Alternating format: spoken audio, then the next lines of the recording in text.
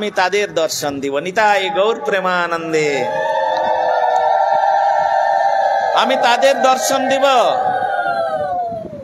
অতএব তখন মুসলমান, হিন্দু, খ্রিস্টান, জৈন, বুদ্ধ, অন্যান্য সমস্ত সবর জাতি সবাই আমাকে মেথর, চণ্ডাল, মুচি, মেথর সকলেই আমার দর্শন করতে পারবে। তাই জগন্নাথ দেবের তিনটি রথ তৈরি হলো। জগন্নাথকে যথাসময়ে শুভ দিন দেখে আর তিনি মহারাজ ইন্দ্রদ্যুম্ন তিনি তাদেরকে রথে আরোহণ করালেন। প্রথমেই আসেন বলদেব প্রভু। বলদেব প্রভু কে? বলদেব প্রভু হচ্ছেন তিনি মূল গুরু তত্ত্ব। আমাদের যত গুরু আছে সমস্ত গুরুর হচ্ছে পরিচালক। তিনি হচ্ছেন সুপ্রিম লর্ড। তিনি একাধারে গুরু এবং ভগবান। গুরুদেব ভগবান হন না, আবার ভগবান তিনি গুরু হতে পারেন, কিন্তু গুরুদেব ভগবান হবে না। তবে কখনো কখনো কোথাও কোথাও বলা আছে তিনি আশ্রয় জাতীয় ভগবান। সেইটা সমাধান করার জন্য এখানে বলদেবকে বলা হয়েছে তিনি বিষয় জাতীয় ভগবান, আবার তিনি আশ্রয় জাতীয় ভগবান। ইনি হচ্ছেন গুরুতত্ত্ব।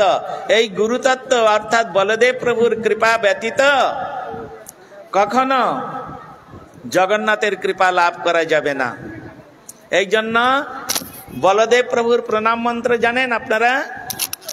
বলদেব প্রভুর কি বলে প্রণাম করবেন বলো, নমিতাদি বলো।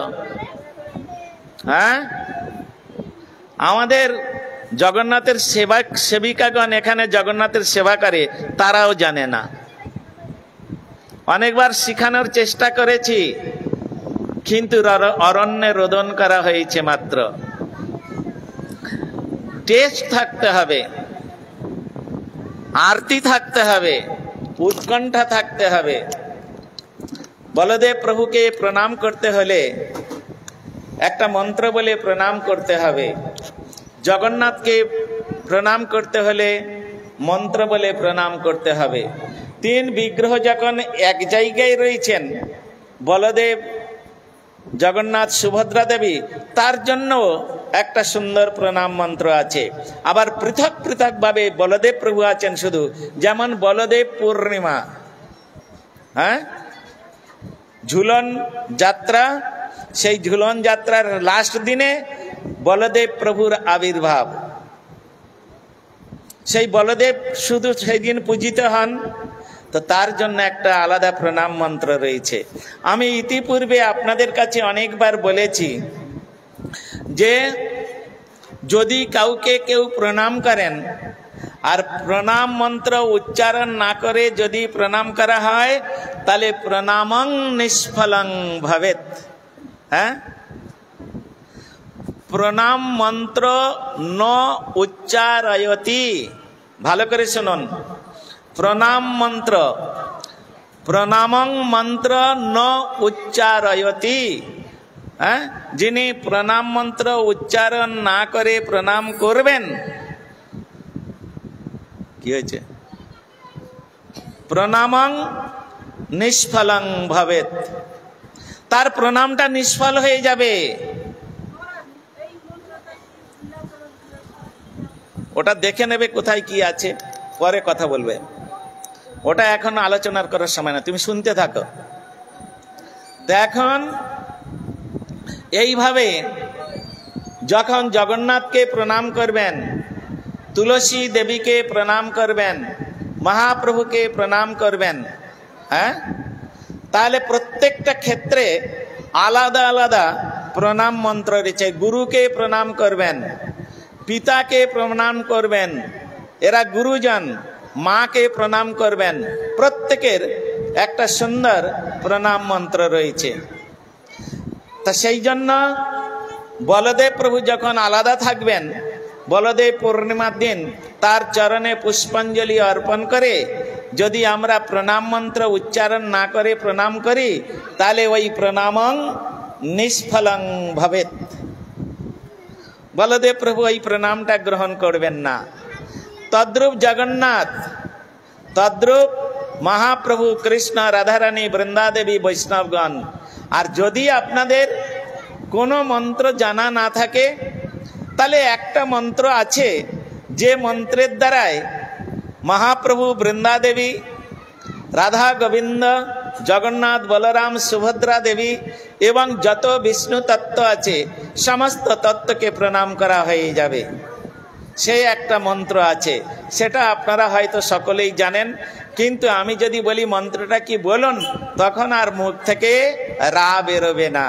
আর আমি যখন বলে দেব তাহলে হ্যাঁ ওটা তো আমরা জানি, হ্যাঁ ওটা তো আমরা জানি।